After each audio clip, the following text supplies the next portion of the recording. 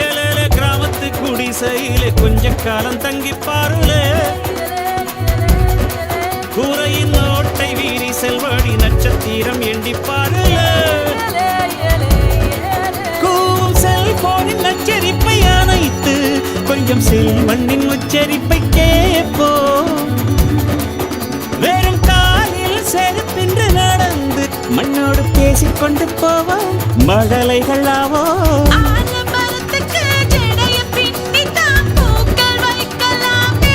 உரோரம் ஐயனாரிடம் கத்தி வாங்கித்தான் பென்சில் சீவலாமே.